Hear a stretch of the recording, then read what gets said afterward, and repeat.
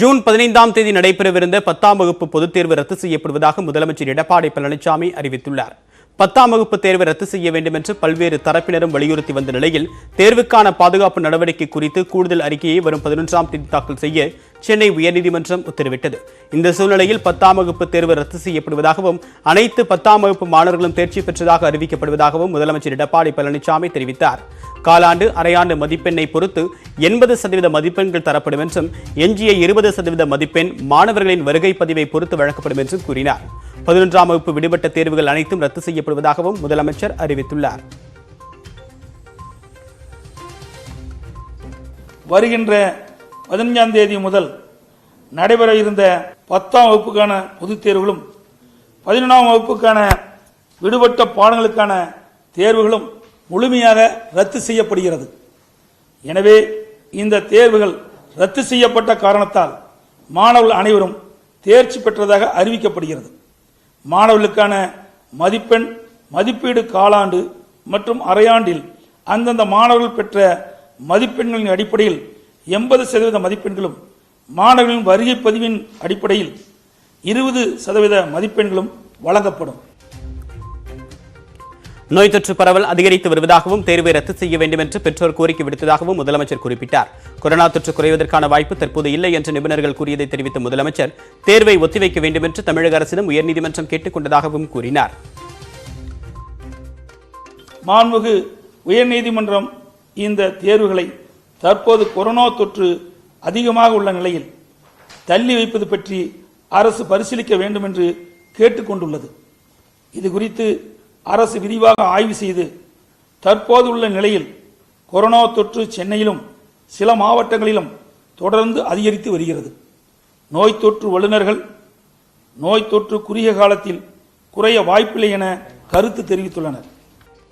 அதே சமயம் தேர்வு எழுதாதவர்களுக்கு நடத்தப்படவிருந்த 12ஆம் வகுப்பு மறுதேர்வு ஒத்திவைக்கப்படுவதாகவும் சூழ்நிலைக்கு ஏற்ப தேர்வு நடைபெறும் தேதி முடிவு செய்யப்படும் என்றும் முதலமைச்சர் எடப்பாடி பழனிசாமி தெரிவித்துள்ளார். 12ஆம் வகுப்பு தேர்வை பொறுத்தவரையில் ஏற்கனவே தேர்ச்சி பெறாதவர்களுக்கு நடத்தப்படவிருந்த மறுதேர்வு ஒத்திவைக்கப்படுகிறது. சூழ்நிலைக்கேற்ப 12ஆம் வகுப்பு மறுதேர்வுக்கான நாள் பின்னர் அறிவிக்கப்படும். இதேபோன்று புதுச்சேரியிலும் 10ஆம் வகுப்பு தேர்வு ரத்து செய்யப்பட்டுள்ளதாக புதுச்சேரி முதலமைச்சர் நாராயணசாமி அறிவித்துள்ளார். செமஸ்டர் மற்றும் வருகை பதிவு அடிப்படையில் அங்கும் தேர்ச்சி செய்யப்படுவர் என்று அறிவிக்கப்பட்டுள்ளது.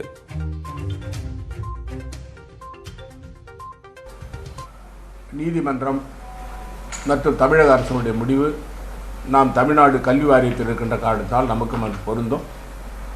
ஆகவே தமிழ்நாடு முறையில் புதுச்சேரி மாநிலத்திலும் நாங்கள் அவர்கள் தேர்ச்சியை அறிவிப்போம், 10வது தேர்ச்சியை அறிவிப்போம் என்று தெரிவித்துக் கொள்கிறேன்.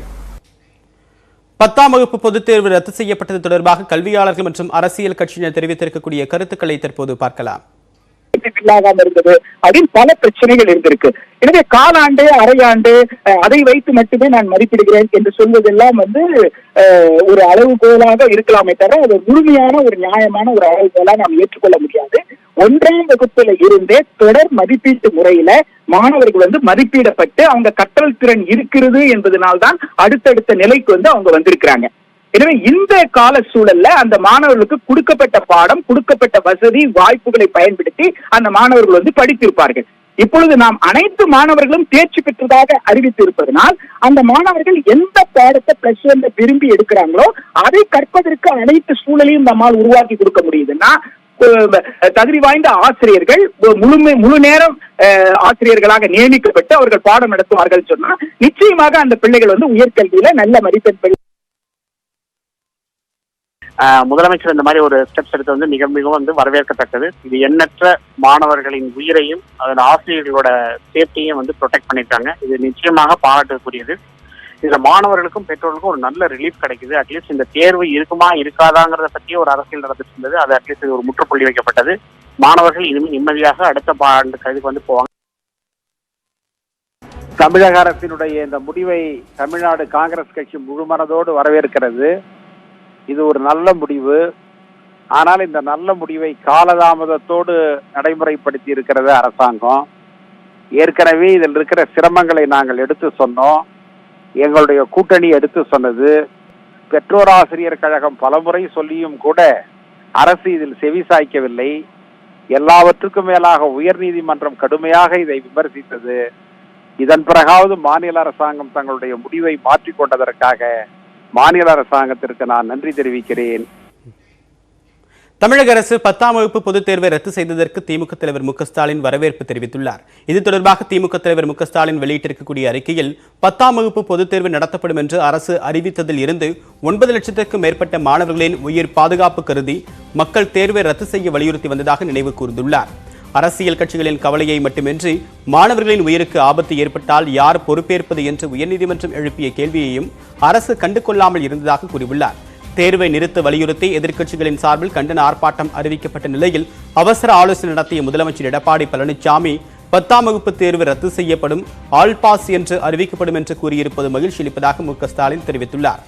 இந்த முடிவை முன்கூட்டியே எடுத்திருந்தால் மாணவர்கள் பெற்றோர்களின் மன உளைச்சல் பதற்றத்தை தவிர்த்திருக்கலாம் என்று மு க ஸ்டாலின் கூறியுள்ளார். அனைத்து கட்சிகளின் கோரிக்கையை முதலமைச்சர் ஏற்றுக்கொண்டதால் திமுக உள்ளிட்ட எதிர்க்கட்சிகளின் கண்டன ஆர்ப்பாட்டம் ரத்து செய்யப்படுவதாகவும் மு க ஸ்டாலின் தெரிவித்துள்ளார்.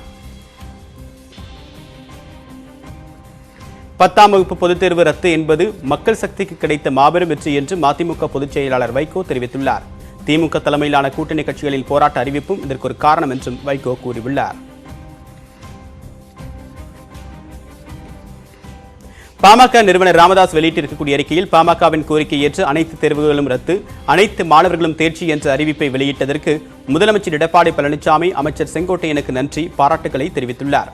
காலாண்டு அரையாண்டு மதிப்பெண்கள் அடிப்படையில் 80%, வருகை பதிவின் அடிப்படையில் 20% மதிப்பெண்கள் வழங்கப்படும் என்று அறிவித்ததால் எந்த குழப்பமும் ஏற்படாது என்றும் ராமதாஸ் கூறியுள்ளார்.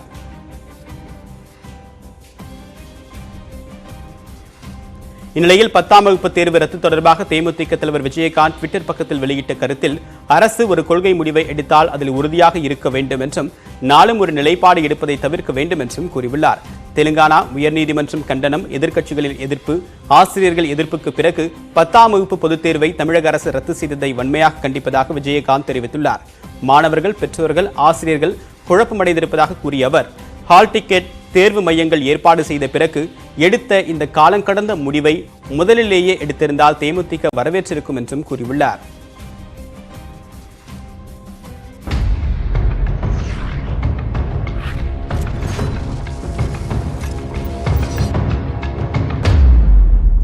அடுத்ததாக விரைவுச் செய்திகளை பார்க்கலாம்.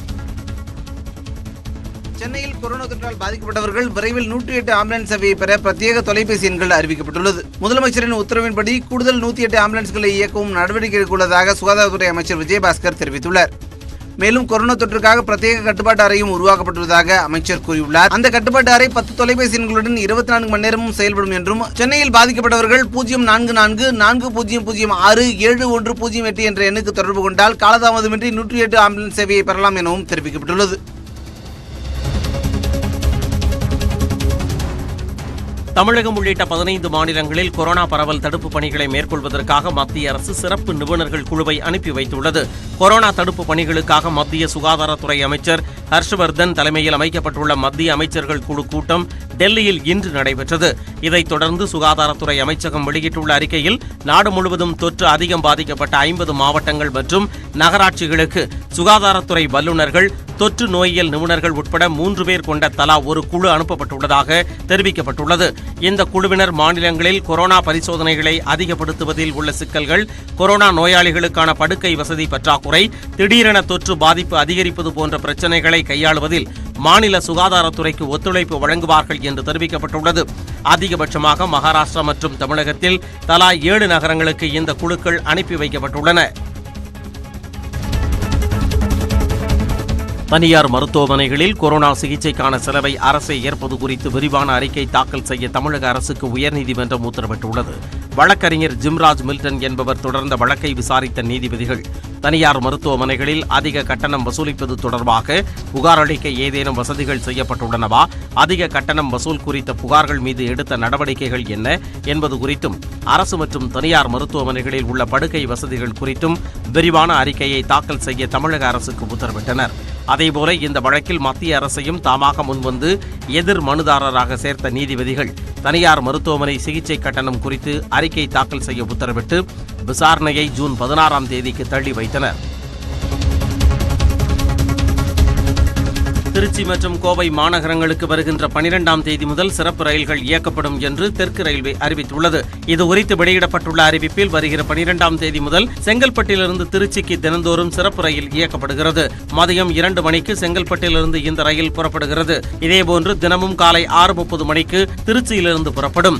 அதேபோல் அரக்கோணத்திலிருந்து கோவைக்கு காலை 7 மணிக்கு இயக்கப்படும் சிறப்பு ரயில் மறுபடியும் மதியம் 3:15 மணிக்கு கோவையிலிருந்து புறப்படுகிறது. இது மட்டுமின்றி திருச்சியிலிருந்து செங்கல்பட்டிற்கு காலை 7 மணிக்கு சிறப்பு இன்டர்சிட்டி ரயிலும் இயக்கப்படுகிறது. இந்த ரயிலானது மாலை 4:45 செங்கல்பட்டிலிருந்து திருச்சி புறப்படுகிறது.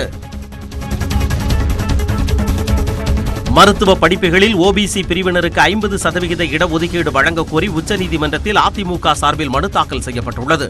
தமிழகத்தில் வழங்கப்படும் மருத்துவ படிப்புகளுக்கு பிசி, எம்பிசி மாணவர்களுக்கு 50% இடஒதுக்கீடு அளிக்கப்படுகிறது.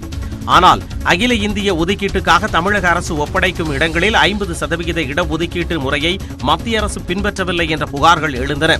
பிற்படுத்தப்பட்ட மாணவர்களுக்கான இடங்கள் பொதுப்பிரிவில் உள்ள மாணவர்களுக்கு வழங்கப்பட்டிருப்பதாக கூறி ஏற்கனவே தமிழக அரசு தரப்பில் உச்சநீதிமன்றத்தில் மனு தாக்கல் செய்யப்பட்டது.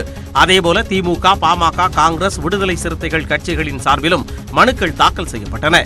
இந்த நிலையில் புதிதாக அதிமுக சார்பிலும் உச்சநீதிமன்றத்தில் இன்று மனு தாக்கல் செய்யப்பட்டுள்ளது. இந்த மனுவானது வியாழன் அன்று விசாரணைக்கு வரும் என்று எதிர்பார்க்கப்படுகிறது. கொரோனா முன்னெச்சரிக்கை நடவடிக்கையாக அனைவரும் முகக்கவசம் அணிந்து தனிமனித இடைவெளியை முறையாக பின்பற்ற வேண்டும் என்று நடிகர் ரஜினிகாந்த் அறிவுறுத்தியுள்ளார். தற்போது கொரோனா என்னும் அடி வல்லரசு நாடுகளையே கதிகலங்க வைத்திருக்கும் பிசாசுத்தனமான அசுர அடி எனவும், அடிபட்ட உடனே வலி தெரியாது என்பதால் இந்த வலி வரும் காலங்களில் பல விதங்களில் நமக்கு பல கடுமையான வேதனைகளை தரும் எனவும் கவலை தெரிவித்துள்ளார். எனவே ரஜினி மக்கள் மன்றத்தினர் தங்களது குடும்பத்தினரின் அனைத்து தேவைகளையும் பூர்த்தி செய்து அவர்களை பாதுகாப்பதே அடிப்படை கடமை என்றும், ஆரோக்கியம் போச்சுன்னா வாழ்க்கையே போச்சு என்பதால் அனைவரும் தனிமனித இடைவெளியை பின்பற்ற வேண்டும் என்றும் ரஜினி வலியுறுத்தியுள்ளார். பள்ளி மாணவர்களுக்கு ஆன்லைனில் வகுப்புகள் நடத்த தடை விதிக்க கோரி சென்னை உயர்நீதிமன்றத்தில் பொதுநல மனு தாக்கல் செய்யப்பட்டுள்ளது. சென்னை புத்தகரம் பகுதியைச் சேர்ந்த சரண்யா என்பவர் தாக்கல் செய்துள்ள மனுவில் மாநிலத்தில் 8% வீடுகளில் மட்டுமே இணைய வசதி உள்ளதாக குறிப்பிடப்பட்டுள்ளது. டிஜிட்டல் முறையில் பாடம் நடத்துவதால் நகர்ப்புற மற்றும் கிராமப்புற மாணவர்களிடையே சமநிலையற்ற நிலை உருவாகியுள்ளதாக தெரிவிக்கப்பட்டுள்ளது. முறையான டிஜிட்டல் வசதி இல்லாததால் மாணவர்களும் ஆசிரியர்களும் பல்வேறு இடையூறுகளுக்கு ஆளாகியுள்ளதாகவும் மனுவில் சுட்டிக்காட்டப்பட்டுள்ளது. ஆபாச இணையதளங்களை மாணவர்கள் பார்ப்பதை தடுக்கும் வகையில் சட்ட விதிகளை வகுக்கும் வரை ஆன்லைன் வகுப்புகளுக்கு தடை விதிக்க வேண்டும் எனவும் வலியுறுத்தப்பட்டுள்ளது. இந்த மனு விரைவில் விசாரணைக்கு வரும் என எதிர்பார்க்கப்படுகிறது. சென்னையில் கொரோனாவால் பாதிக்கப்பட்ட சிறுவன் மருத்துவமனையிலிருந்து தப்பி ஓடி உள்ளது அதிர்ச்சியை ஏற்படுத்தியுள்ளது. காசிமேடு சிறுவர் காப்பகத்தில் தங்கியிருந்த 35 சிறுவர்களுக்கு கடந்த 7ஆம் தேதி கொரோனா தொற்று உறுதி செய்யப்பட்டது. அவர்கள் அனைவரும் தண்டையார்பேட்டை மருத்துவமனையில் சிகிச்சை பெற்று வரும் நிலையில் அதிலிருந்து ஜார்க்கண்ட் மாநிலத்தைச் சேர்ந்த 17 வயது சிறுவன் தப்பியுள்ளார். இதையடுத்து மருத்துவமனை நிர்வாகம் சார்பில் புது வண்ணாரப்பேட்டை காவல் நிலையத்தில் புகார் அளிக்கப்பட்டு சிறுவனை தேடும் பணிகள் தீவிரமாக நடைபெற்று வருகின்றன. புதுக்கோட்டை மாவட்டம் வல்லத்திகாரக்கோட்டையில் மதுபோதையில் உதவி ஆய்வாளரை கன்னத்தில் அறைந்த முதுநிலை காவலர் கைது செய்யப்பட்டுள்ளார். முத்துப்பட்டணம் கிராமத்தைச் சேர்ந்த ஜாகிர் ஹுசேன் புதுக்கோட்டை நகர காவல் நிலையத்தில் முதுநிலை காவலராக பணியாற்றி வருகிறார். இவரது மனைவி குடும்ப பிரச்சனை காரணமாக காமராஜபுரத்தில் உள்ள தனது தந்தை வீட்டிற்கு சென்றுள்ளார். இதையடுத்து அங்கு சென்ற ஜாகிர் ஹுசேன் மனைவி மற்றும் மாமனாரை கடுமையாக தாக்கியுள்ளார். அத்துடன் சொந்த ஊரான முத்துப்பட்டினத்திற்கு வந்து மதுபோதையில் அவரது தாய் மற்றும் உறவினர்களுடன் ரகளையில் ஈடுபட்டார். அந்த வழியாக வந்த வல்லதிகாரக்கோட்டை காவல் உதவி ஆய்வாளர் பாலசுப்ரமணியம் தட்டிக்கிட்டதால் அவரையும் கன்னத்தில் அறிந்ததோடு செல்போனை பறித்து சாலையில் வீசியுள்ளார். இதைத் தொடர்ந்து கூடுதல் போலீசார் வரவழைக்கப்பட்டு ஜாகிர் ஹுசேனை கைது செய்து நீதிமன்றத்தில் ஆஜர்படுத்தி சிறையில் அடைத்தனர். வெளி மாவட்டத்தில் இருந்து சென்னைக்கு மது பாட்டில்களை கடத்தி வந்து விற்பனை செய்ய முயன்ற 7 பேரை போலீசார் கைது செய்தனர். ஊரடங்கு தளர்வை தொடர்ந்து சென்னையை ஒட்டியுள்ள காஞ்சிபுரம், திருவள்ளூர் மாவட்டங்களில் டாஸ்மாக் கடைகள் திறக்கப்பட்டுள்ளன. கொரோனா தொற்றை கட்டுப்படுத்தும் விதமாக சென்னையில் டாஸ்மாக் கடைகள் 2 மாதத்திற்கு மேலாக திறக்கப்படாததை சாதகமாக பயன்படுத்தி சிலர் ஸ்ரீபெரும்புதூர் உள்ளிட்ட பகுதிகளில் இருந்து மது பாட்டில்களை வாங்கி வந்து சென்னையில் விற்பனை செய்து வருவதாக போலீசாருக்கு தகவல் கிடைத்தது.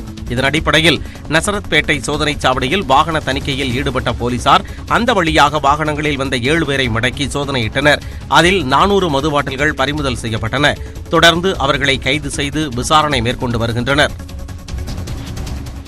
ஈரோட்டில் மொட்டையடித்து கணவரால் வீட்டில் அடைத்து வைக்கப்பட்ட பெண்ணை சமூக நலத்துறை அதிகாரிகள் மீட்டனர்.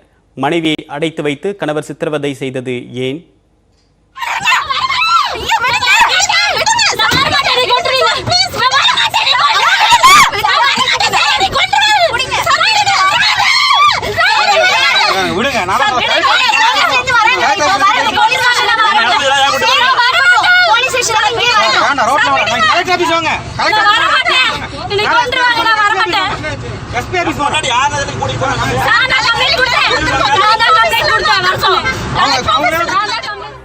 மனைவிக்கு மொட்டை அடித்து வீட்டிற்குள் அடைத்து வைத்து கொடுமைப்படுத்திய கணவர் அதிகாரிகளால் மீட்கப்பட்டு அழைத்துச் செல்லப்பட்ட போது தடுத்து நிறுத்தி கலவரத்தில் ஈடுபட்டார்.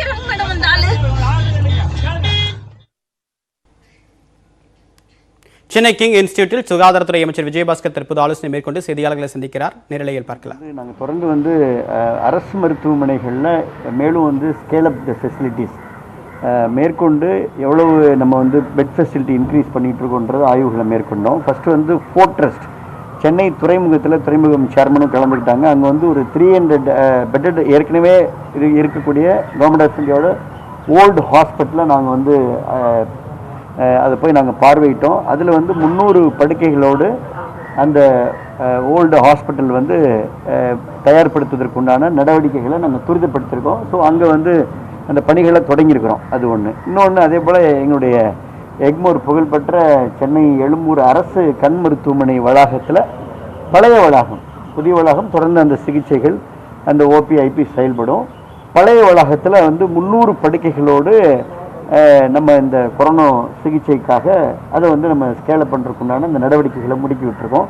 ஸோ அதுவும் 300 பெட்டட் எக்மோரில் தயார் நிலையில் இருந்துகிட்டு இருக்கு. அதே போல் இன்றைக்கு இப்போ நம்ம இந்த இடம் பார்த்திங்கன்னா நேஷ்னல் சென்டர் ஃபார் ஏஜிங், அதாவது மூப்பியல் சிகிச்சை மையம் என்று நம்ம இந்தியாவிலே முதன்முறையாக மத்திய அரசோட உதவியோடு நம்ம கேட்டு பெற்ற இந்த சிகிச்சை மையம். இது ஒரு exclusive new building, centre of excellence building. எப்படி நம்முடைய மாண்புமிகு முதலமைச்சர் அவர்கள் ஓமாந்தூர் அரசு அந்த மருத்துவக் கல்லூரி மருத்துவமனையை 500 படுக்கைகளோடு ஒரு புதிய கட்டடத்தை அப்படியே நம்ம 500 பெட்டை கொரோனா சிகிச்சைக்காக மக்களுக்கு அர்ப்பணித்தாங்களோ, அதே மாதிரி இதுவும் ஒரு 500 படுக்கைகளோடு அதிநவீன வசதிகளோடு எல்லாமே பார்த்தீங்கன்னா பவுலஸ் காட்டு, பக்காவாக நீங்கள் வெண்டிலேட்டர், 200 படுக்கைகளுக்கு ஆக்சிஜன் லைன், 200 படுக்கைகளுக்கு ஆக்சிஜன் லைன், அதே போல் individual rooms, common ward, individual partitions, எல்லா அதிநவீன வசதிகளோடு இது ஆப்ரேஷன் தியேட்டர் உள்ளிட்ட லேமினார் ஃப்ளோரிங் உள்ளிட்ட அதிநவீன வசதிகளோடு 500 படுக்கைகளோடு இந்த மருத்துவமனையை நம்ம தயார் பண்ணிக்கிறோம். இதெல்லாம் தொடர்ந்து ஒரு 2 மாதங்களாகவே இந்த பணிகள் நாங்கள் பேரலாக செஞ்சுக்கிட்டே இருந்தோம். இதான் இன்றைக்கி தான் உங்களுக்கு பத்திரிகைகளுக்கு காமிக்கிறோம். இன்றைக்கி எல்லாமே ரெடியாக இருக்குது. ஸோ இது 500 படுக்கைகளோடு புதிய மருத்துவமனை சென்னை கிண்டி கிங் இன்ஸ்டியூட் வளாகத்தில் தான் இப்போ நீங்கள் பார்த்துக்கிட்டு இருக்கிறீங்க. நீங்களே பார்க்குறீங்க எவ்வளோ பிராண்ட் நியூ பில்டிங் இப்போ நம்ம இதை ரெடி பண்ணியிருக்கிறோம் அப்படின்னு. இதில் நீங்கள் சொன்னது போல் ஐசியூ ஃபெசிலிட்டி, நான் சொன்னது போல் எல்லா ஃபெசிலிட்டியுமே இதில் உள்ளடங்கும். இன்னும் சிஎஸ்எஸ்டி, எஸ்டிபி, மெஸ்ஸு, கிச்சன் போன்ற எல்லா வசதியுமே இடங்கு. இதுக்கு மருத்துவர்கள் நியமனம் உடனே நீங்கள் மருத்துவர்கள் உங்களுக்கு தெரியும். இப்போ ஏற்கனவே இந்த சர்வீஸ் பேஜ், அதாவது ஸ்பெஷாலிட்டி டாக்டர்ஸ் 81 பேர் ஸ்பெஷாலிட்டி மருத்துவர்கள், எம்டி எம்எஸ் முடித்த சிறப்பு மருத்துவர்கள் இன்றைக்கு 81 பேர் இங்கே நியமனம் பட்டிருக்கிறார்கள். அதே போல் எம்பிபிஎஸ் மருத்துவர்களும் இங்கே இப்போ நியமனம் செய்ய இருக்கிறோம். அதே போல் இந்த மல்டிபர்பஸ் ஹாஸ்பிட்டல் ஒர்க்கர், அந்த மாதிரி தேவையான ஹெச்ஆர் எல்லாமே இங்கே நாங்கள் ஓரிரு நாளில் எல்லாம் நியமனம் செஞ்சுருவோம். இது எங்களுக்கு இப்போ ஸ்டாண்ட் பையாக ஒரு எக்ஸ்க்ளூசிவ் ஹாஸ்பிட்டல். இன்னும் சொல்லப்போனால் இந்த மருத்துவமனை இப்போ நாங்கள் எங்களுடைய உயர்மட்ட குழு இங்கே மருத்துவர்களோடு ஆலோசனை செய்வது இந்த ரிவர்ஸ் குவாரண்டைன், அதாவது ஜீரியாட்டிக் கோமார்பிடிட்டி இருக்கக்கூடிய 60 வயதுக்கு மேலே இருக்கக்கூடிய அந்த ஹை ரிஸ்கில் இருக்கக்கூடிய பேஷண்ட்டுக்காக கூட நாங்கள் இதை எக்ஸ்க்ளூசிவாக பயன்படுத்திக்கலாம் அப்படின்ற மாதிரியான ஒரு முடிவுகளை எடுத்துக்கிறோம். ஏன்னா அந்த அளவுக்கு ஒரு சிறப்பான நவீன வசதிகளோடு மாண்புமிகு அம்மாவுடைய அரசு முதலமைச்சர் தலைமையில் இது போன்ற வசதிகளை தொடர்ந்து உருவாக்கிக்கிட்டு இருக்கிறோம். அதே போல் இங்கே எக்ஸ்ரே யூனிட் எல்லாமே ரெடியாக நம்ம பண்ணிகிட்டு இருக்கிறோம். ஸோ அதுபோல் நான் உங்களுக்கு என்ன இந்த கருத்துக்கள் அப்படின்னா, பொதுவாக அரசு மருத்துவமனைகளில் ஏற்கனவே இருக்கக்கூடிய 4 மருத்துவக் கல்லூரி மருத்துவமனைகள், இஎஸ்ஐ அயனாவரம் போன்ற மருத்துவமனைகள்லையும் படுக்கை வசதிகளை நம்ம ஸ்கேல் பண்ணிகிட்டு இருக்கிறோம். இரண்டாவது, சென்னை மாநகராட்சி மூலமாக நான் ஏற்கனவே சொன்னது போல் அங்கே இந்த சிசி சென்டர், ஹெல்த் சென்டர் அதை ஸ்கேல் பண்ணிகிட்டு இருக்கிறோம். அங்கே ஹெச்ஆர் மருத்துவர்கள், மருத்துவ பணியாளர்கள் தொடர்ந்து அங்கே நியமனம் செய்யப்பட்டிருக்கிறாங்க. அதே போல் இது சொன்னது போல் plant upscaling of medical services, இதெல்லாம் ஏற்கனவே நம்ம பிளான் பண்ணி வரக்கூடிய இன்னும் ஒரு 30 நாள் எப்படி இருக்கும், இன்னும் ஒரு 60 நாட்கள் எப்படி இருக்கும், அதையெல்லாம் நாம் மனதில் வைத்துக்கொண்டு எந்த சூழ்நிலையும் எதிர்கொள்வதற்கு நம்ம பேரலாக வெல் ப்ரிப்பேர்டாக இருக்கிறோம் அப்படின்ற விஷயத்தை தான் இன்றைக்கு பத்திரிகை ஊடக நண்பர்களோடு நான் பகிர்ந்து கொள்கின்றேன். இதே போல் தனியார் மருத்துவமனைகள் நேற்று வந்து 400க்கும் ஏற்கனவே நாங்கள் ஒரு 4 கட்டமாக தனியார் மருத்துவமனைகளையும் அவங்களையும் நம்ம மோட்டிவேட் பண்ணி அவங்கள்ட்டையும் பேச்சுவார்த்தையெல்லாம் நம்ம நடத்திருக்கிறோம். ஐஎம்ஏயோடலாம் பேசியிருக்கிறோம்.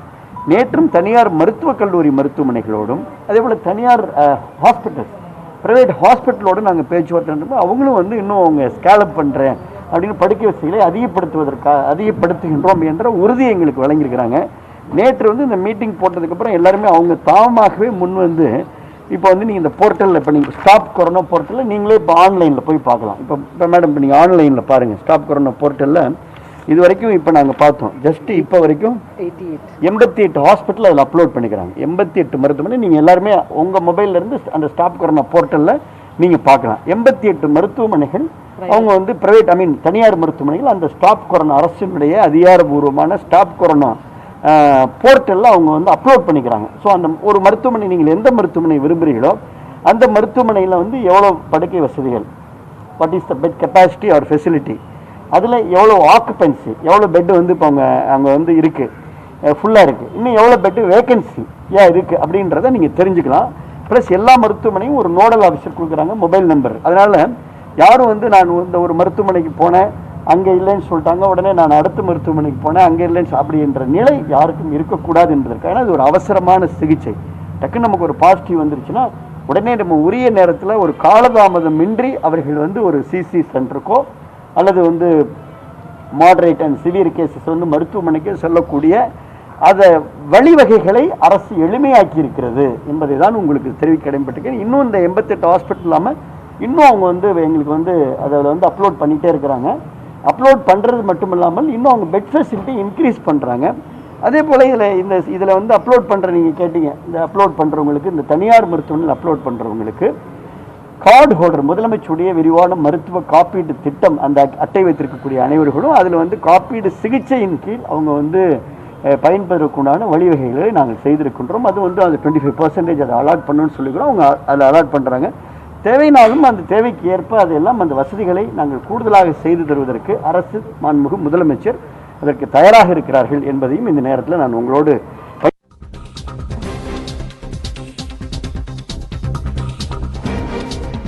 சுகாதாரத்துறை அமைச்சர் விஜயபாஸ்கர் தற்போது செய்தியாளர்களை சந்தித்தார். அப்போது சுகாதாரத்துறை தரப்பில் கொரோனா முன்னேற்பாடு பணிகள் என்னென்ன மேற்கொள்ளப்பட்டிருக்கிறது, குறிப்பாக ஸ்டாப் கொரோனா என்ற இணையதள பக்கத்தில் என்னென்ன விவரங்கள் தற்போது பொதுமக்களும் செய்தியாளர்களும் பார்த்து தெரிந்து கொள்ளலாம் என்பது போன்ற தகவல்களை தற்போது பட்டியலிட்டு வருகிறார்.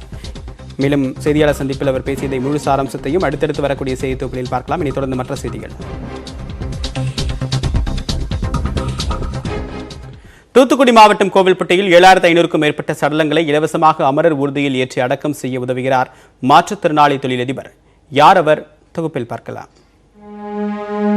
மரணம் துயரங்களின் உச்சம். அந்த அளவுக்கு சலனப்பட வைக்கும் மரணம் பணம் இல்லாதவர்களுக்கு ஏற்படும் போது சடலத்தை கூட எடுத்துச் செல்ல முடியாத நிலையை ஏற்படுத்தும். அந்த துயரத்தில் பங்கெடுத்து சடலங்களை இலவசமாக அமரர் ஊர்தியில் ஏற்றி இறுதி சடங்கு முடியும் வரை உதவி செய்கிறார் மாற்றுத்திறனாளி தொழிலதிபர் சீனிவாசன்.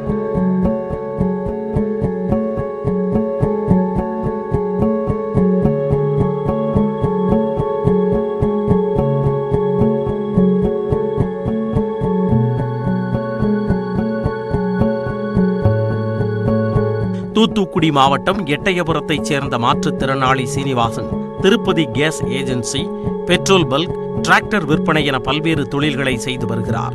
காங்கிரஸ் கட்சியின் தூத்துக்குடி வடக்கு மாவட்ட தலைவராக பதவி வகிக்கும் இவர் தொழிலதிபர், அரசியல்வாதி என்பதை தாண்டி சிறந்த சமூக சேவகர் என்பதுதான் அங்குள்ள மக்களுக்கு பிரதான அடையாளம். அதற்கு காரணம் கடந்த 4 ஆண்டுகளாக தனது 2 அமரர் ஊர்தி வாகனங்களில் 7500 சடலங்களை ஏற்றி சிறப்பான சேவையாற்றி வருகிறார். எட்டயபுரத்தில் இருந்து 30 கிலோமீட்டர் தொலைவிற்கு யார் வீட்டில் உயிரிழப்பு ஏற்பட்டாலும் இவரது அமரர் ஊர்தி வாகனத்தை அழைப்பதுதான் வழக்கம். ஏதாவது ஒரு வீட்டில் வந்து ஒரு சம்பவம், துக்க சம்பவம் நிகழ்ந்துருச்சு, இறந்துட்டாங்கன்னு சொன்னால் அவங்களுக்கு ஃபோன் பண்ணி சொன்னோம்னா உடனே அந்த வண்டி எத்தனை மணிக்கு நம்ம அடக்கம் பண்ண போகிறோமோ அதை சொல்லிட்டோம்னா அவங்க வந்து வண்டி வந்துடும். அதே மாதிரி ஃப்ரீசர் கூட வச்சுருக்காங்க, அதையும் முதல்ல கொண்டு வந்து வச்சிடறாங்க. இருந்து எந்த செலவு இல்லாமல் கடைசியாக முடிக்கிற வரைக்கும் அந்த வண்டி கொண்டு அந்த மயானத்தில் அடக்கம் பண்ணுற வரைக்கும் அந்த வண்டி வந்து வண்டியில் கொண்டு அடக்கம் பண்ணிட்டு அவங்க ஃப்ரீயாக போயிடுவாங்க. உடலை பாதுகாக்கும் குளிர்சாதன பெட்டி, இறுதி ஊர்வலத்திற்கான அமரர் ஊர்தி ஆகியவற்றுக்கான வாடகை 4000 முதல் 5000 வரை வசூலிக்கப்படும் சூழலில் சீனிவாசனின் இலவச வாகன சேவை பலருக்கும் உதவியாக இருந்துள்ளது. ஏழ்மை நிலையில் இருப்பவர்கள், ஆதரவற்றவர்கள் உடல்களை அடக்கம் செய்வதில் இருக்கும் சிரமத்தை போக்க இலவச அமரர் ஊர்தி சேவையை தொடங்கியதாக கூறுகிறார் சீனிவாசன். அவ்வளவு பேர் வீட்டுக்கு நல்லது பொழுது அட்டன் பண்ண முடியாட்டாலும் ஒரு துக்க நிகழ்ச்சியில் எங்களுடைய வண்டிக்கு போய் நின்றுச்சுனே அதில் வந்து நான் கலந்துக்கிட்ட மாதிரி எனக்கு மன திருப்தி, ஒரு ஆத்மா, ஒரு நிம்மதி இருக்குது. அதனால் இந்த வண்டி சேவை இருக்கிறதுல எனக்கு ரொம்ப ஒரு துக்கத்தில் ஒரு நம்ம இல்லாட்டாலும் கூட ஒரு மன நிம்மதியான ஒரு இது அமைந்திருக்கு. எவ்வித பிரதிபலனையும் எதிர்பாராமல் சீனிவாசன் மேற்கொண்டுள்ள சேவையை பலரும் பாராட்டுகின்றனர். பொள்ளாச்சியில் வாழை இலை வியாபாரம் பாதிக்கப்பட்டுள்ளதால் அதை நம்பி இருக்கக்கூடிய ஏராளமான விவசாயிகள் மற்றும் வியாபாரிகளின் வாழ்வாதாரம் கேள்விக்குறியாகியுள்ளது. இயற்கை எழில் கொஞ்சும் பொள்ளாச்சி பகுதியில் தென்னை சாகுபடிக்கு அடுத்து வாழை பிரதான தொழிலாக விளங்குகிறது. இதில் வாழைத்தாருக்கு இணையாக வாழை இலை மூலம் கிடைக்கும் வருமானம் விவசாயிகளுக்கு முக்கிய ஆதாரமாக உள்ளது. விவசாயிகளிடம் இருந்து வாழை இலைகளை வாங்கிச் சென்று விற்பனை செய்யும் தொழிலில் 100க்கும் மேற்பட்டோர் ஈடுபட்டுள்ளனர். ஆனால் ஊரடங்கு காரணமாக சுப நிகழ்ச்சிகள் ரத்து செய்யப்பட்டதாலும் ஹோட்டல்கள் இயங்காமல் இருந்ததாலும் கடந்த 2 மாதங்களாக வாழ்வாதாரத்தை இழந்து தவிப்பதாக வியாபாரிகள் தெரிவித்துள்ளனர். ஊரடங்கு சட்டம் போட்டதுனாலையும் எங்களுடைய வியாபாரங்கள் நீண்ட நாளாக ஒரு 3-4 மாதமாகவே இது ரொம்ப சுணங்கி போனதுனால காத்தடி காலத்தில் வியாபாரங்கள் பூரா வாழையிலெல்லாம் கிழிஞ்சு போனதுனாலையும் எங்களுக்கு பெரும் நஷ்டங்கள் ஏற்பட்டிருக்குது. மேலும் பிப்ரவரி, மார்ச், மே மாதங்களில் கோவில் திருவிழாக்கள் நடைபெறுவதால் அதற்கு அதிக அளவில் வாழை இலைகளை பொதுமக்கள் வாங்குவது வழக்கம். ஆனால் அதுவும் நடைபெறாமல் போனதால் வாழை இலை விற்பனையை மட்டும் நம்பியுள்ள தங்களின் வாழ்வாதாரம் கடுமையாக பாதிக்கப்பட்டுள்ளதாக வியாபாரிகள் கவலை தெரிவித்துள்ளனர். அரசாங்கம் சிறு வியாபாரிகளாக எங்களுக்கு பார்த்து ஒரு மானியமாக கூட்டுறவு சொசைட்டிலிருந்து கடன் உதவி கொடுத்தா நாங்கள் சிறுக நாங்கள் அதை அடைச்சுக்குவோங்க. தற்போது தென்மேற்கு பருவமழை பெய்வதால் வாழை இலைகள் காற்றில் கிழிந்து வீணாவதாக விவசாயிகள் மேலும் கவலை தெரிவித்துள்ளனர். இருப்பினும் தற்போது ஹோட்டல்கள் திறக்கப்பட்டுள்ளதால் ஓரளவிற்கு வருமானம் கிடைக்கும் என்ற நம்பிக்கை அவர்களிடம் துளிர்விட்டுள்ளது. நியூஸ் 18 தமிழ்நாடு செய்திகளுக்காக பொள்ளாச்சியில் இருந்து சக்திவேல். ஆட்டோ தவணை கட்டச் சொல்லி தனியார் நிதி நிறுவன ஊழியர்கள் வற்புறுத்தியதால் தஞ்சையில் ஆட்டோ ஓட்டுநர் ஒருவர் தற்கொலை செய்து கொண்ட சம்பவம் சோகத்தை ஏற்படுத்தியுள்ளது. கும்பகோணத்தை சேர்ந்த ஆட்டோ ஓட்டுநர் ரகுபதிக்கு அமுதா என்ற மனைவியும் 15 வயது மகள் சந்தியா மற்றும் 11 வயது மகன் சஞ்சய் ஆகியோரும் உள்ளனர். தினமும் ஆட்டோ ஓட்டி குடும்பத்தை காப்பாற்றி வந்த அவரின் வாழ்வாதாரம் கடந்த 2 மாத ஊரடங்கால் முடங்கி போனது. இதனால் தன்னுடைய மகனின் மருத்துவ செலவு உள்ளிட்ட அன்றாட செலவுகளுக்கு பலரிடம் கடன் வாங்கியுள்ளார். மேலும் 3 மாதமாக ஆட்டோ கடன் தவணையும் செலுத்த முடியாததால் தனியார் நிதி நிறுவன ஊழியர்களும் ரகுபதியை தொடர்ந்து பணத்தை கட்டுமாறு தொல்லை கொடுத்து வந்தனர். ஆட்டோவை பறிமுதல் செய்து விடுவோம் என்றும் அவர்கள் மிரட்டியதால் கடும் மனவிரக்திக்கு சென்ற அவர் திங்கட்கிழமை அன்று தூக்கிட்டு தற்கொலை செய்து கொண்டார். தற்கொலைக்கு முன்பு அவர் எழுதிய கடிதத்தை கைப்பற்றி போலீசார் விசாரணை மேற்கொண்டு வருகின்றனர். இந்த நிலையில் காப்பாற்றுவதற்கு யாருமின்றி தவிக்கும் தங்களுக்கு தமிழக அரசு உதவித்தொகை வழங்க வேண்டும் என்று அவரது குடும்பத்தினர் கண்ணீர் மல்க வேண்டுகோள் விடுத்துள்ளனர்.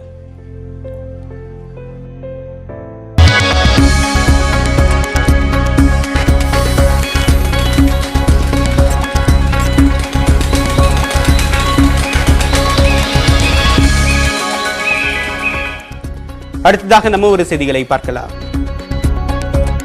கொடைக்கானல் நகருக்கு முறையாக குடிநீர் விநியோகிக்க வேண்டும் என்று பொதுமக்கள் கோரிக்கை விடுத்துள்ளனர். அப்சர்வேட்டரி பகுதியில் உள்ள நீர்த்தேக்கம் மற்றும் மனோரஞ்சிதம் அணை குடிநீர் ஆதாரமாக உள்ளன. ஆனால் தற்போது அவற்றில் தண்ணீர் அளவு குறைந்ததால் 15 நாட்களுக்கு ஒருமுறை மட்டுமே குடிநீர் விநியோகிக்கப்பட்டு வருவதாக மக்கள் தெரிவித்திருக்கிறார்கள். அத்துடன் நீர்பிடிப்பு பகுதி அருகே ஆழ்துளை கிணறுகள் அமைக்கப்பட்டும் மின் இணைப்பு வழங்காததால் அவையும் பயனற்ற உள்ளதாகவும் கூறியுள்ளனர். எனவே லாரிகள் மூலமாக அனைத்து பகுதிகளுக்கும் குடிநீர் விநியோகிக்க வலியுறுத்தப்பட்டுள்ளது. அரியலூர் மாவட்டம் புளியங்குளி என்ற கிராமத்தில் அரசு வழங்கிய தொகுப்பு வீடு இடிந்து விழுந்ததில் 2 பேர் உயிரிழந்தனர். 40 ஆண்டுகளுக்கு முன்பு வழங்கப்பட்ட இந்த வீட்டை அதன் உரிமையாளர் பாண்டியன் தன்னுடைய உறவினருடன் சேர்ந்து மராமத்து பணி செய்ய முற்பட்ட போது வீடு இடிந்து விழுந்துள்ளது. உயிரிழந்த பாண்டியன், கருப்பசாமி ஆகியோர் உடலை கைப்பற்றிய உடையார்பாளையம் போலீசார் விசாரணை மேற்கொண்டு வருகின்றனர். திருவள்ளூர் அருகே போதை மறுவாழ்வு மையத்தில் உயிரிழந்தவரின் இறப்பில் சந்தேகம் இருப்பதாக பெற்றோர் காவல் நிலையத்தில் புகார் அளித்துள்ளனர்.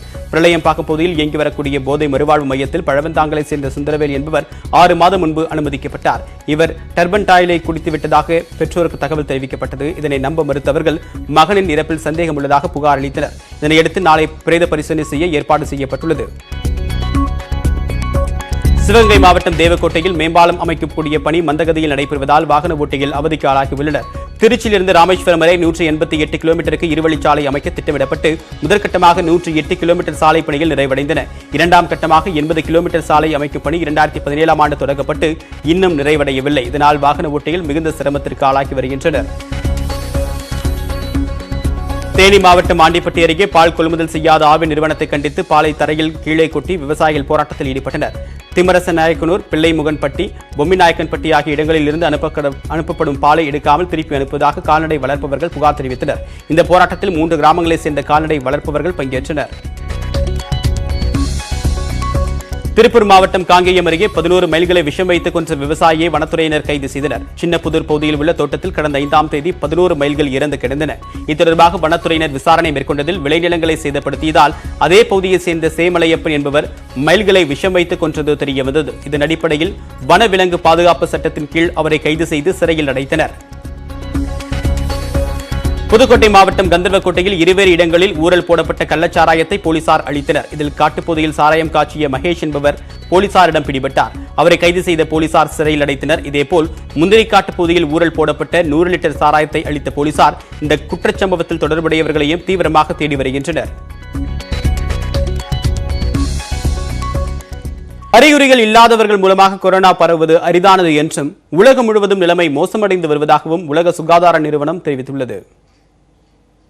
கொரோனா பரவல் குறித்து உலக சுகாதார நிறுவன அதிகாரி மரியா வான் கொரோவ் செய்தியாளர்களிடம் பேசினார். அப்பொழுது ஆய்வு தகவலின் அடிப்படையில் அறிகுறி இல்லாத கொரோனா நோயாளிகளிடமிருந்து தொற்று பரவுவது உறுதி செய்யப்படவில்லை என்றும் இதுபோன்ற பரவல் மிக அரிதாகவே நிகழ்வதாகவும் அவர் கூறினார். இதனிடையே செய்தியாளர்களிடம் பேசிய உலக சுகாதார நிறுவன தலைவர் டெர்ரஸ் அதானம் ஐரோப்பிய நாடுகளில் நிலைமை மேம்பட்டு வரும் நிலையில் உலகம் முழுவதும் நிலைமை மோசமடைந்து வருவதாக தெரிவித்தார்.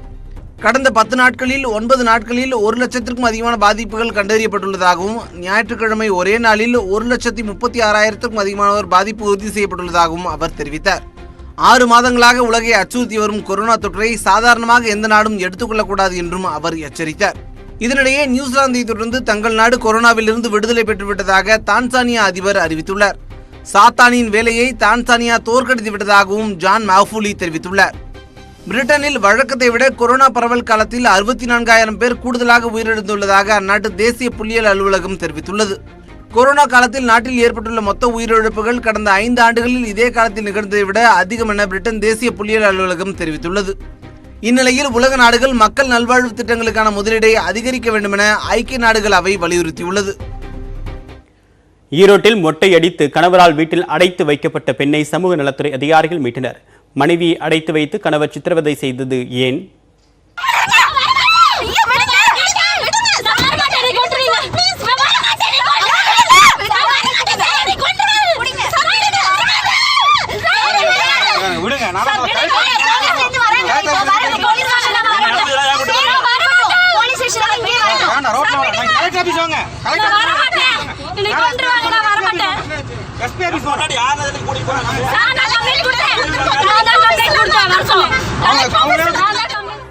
மனைவிக்கு மொட்டை அடித்து வீட்டிற்குள் அடைத்து வைத்து கொடுமைப்படுத்திய கணவர் அதிகாரிகளால் மீட்கப்பட்டு அழைத்துச் செல்லப்பட்ட போது தடுத்து நிறுத்தி கலவரத்தில் ஈடுபட்டார்.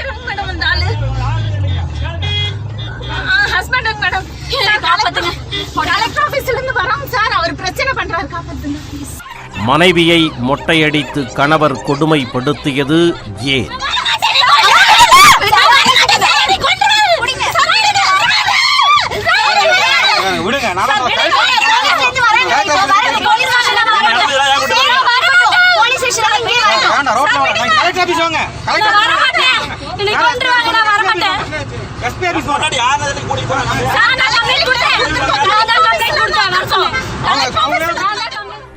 ஈரோடு மாவட்டம் பெருந்துறை அருகே உள்ள திருவாச்சி கிராமத்தைச் சேர்ந்தவர் தட்சிணாமூர்த்தி. டிராவல்ஸ் அதிபரான இவருக்கு 18 ஆண்டுகளுக்கு முன் திருமணமானது. இந்த தம்பதிக்கு ஒரு மகன் மற்றும் மகள் உள்ளனர். இந்த நிலையில் மனைவியின் மீது சந்தேகமடைந்த தட்சிணாமூர்த்தி அவருக்கு மொட்டையடித்து பல்வேறு சித்திரவதைகள் செய்து வந்ததாக கூறப்படுகிறது. இது தொடர்பாக தட்சிணாமூர்த்தியின் மனைவி ஈரோடு ஆட்சியர் அலுவலகத்தில் செயல்படும் சமூக நலத்துறை ஒருங்கிணைந்த சேவை மையத்திற்கு தகவல் தெரிவித்துள்ளார். இதனைத் தொடர்ந்து வீட்டிற்கு சென்ற சேவை மைய நிர்வாகிகள் வீட்டில் அடைத்து வைத்திருந்த பெண்ணை மீட்டு ஈரோடு மகளிர் காவல் நிலையத்தில் ஒப்படைக்க காரில் புறப்பட்டனர்.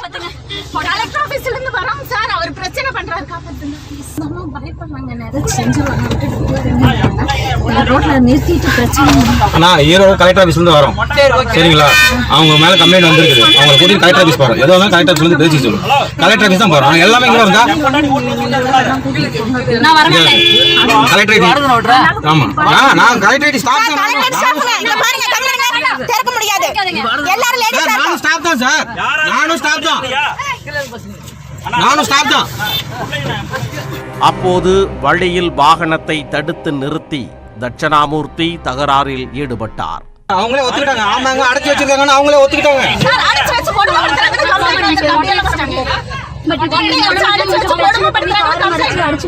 போலீஸோட தான் வந்து கூட்டிட்டு போறோம். கலெக்டர் ஆபீஸ் கூட்டிட்டு போறோம். போலீஸ் அங்க போயிட்டு கலெக்டர் ஆபீஸ் கூட்டிட்டு போறோம். வர சொல்லுங்க, வரமாட்டேன். சாலையில் வந்தவர்களிடம் தனது மனைவியை காரில் கடத்திச் செல்வதாக கூறியதால் வாகன ஓட்டிகள் கார் ஓட்டுநரை விசாரித்தனர். இதனையடுத்து அருகில் இருந்தவர்கள் காரை முற்றுகையிட்டு வாக்குவாதத்தில் ஈடுபட்டனர்.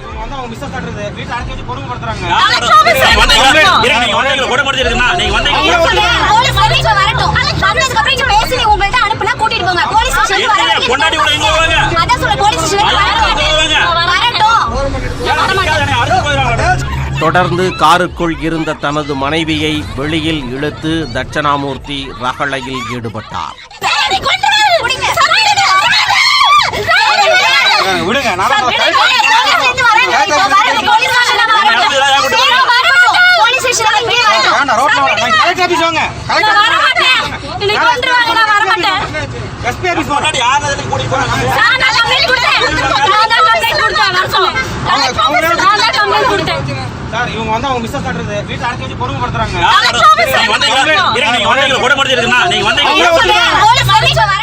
இதனைத் தொடர்ந்து சம்பவ பகுதிக்கு சென்ற பெருந்துறை போலீசார் சேவை மைய நிர்வாகிகள் மற்றும் அப்பெண்ணை மீட்டு ஈரோடு மகளிர் காவல் நிலையத்திற்கு அழைத்துச் சென்றனர். மகளிர் காவல் நிலைய ஆய்வாளர் நாகலட்சுமி இந்த பிரச்சனை குறித்து விசாரணை நடத்தினார். இந்த சம்பவத்தில் இருதரப்பும் பேச்சுவார்த்தையில் ஈடுபட்டு சமாதானமானதால் வழக்கு எதுவும் பதிவு செய்யப்படவில்லை.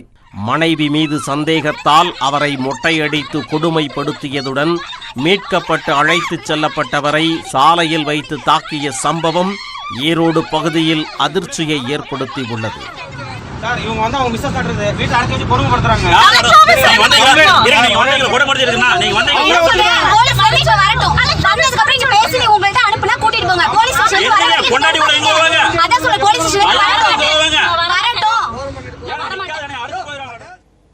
மேலும்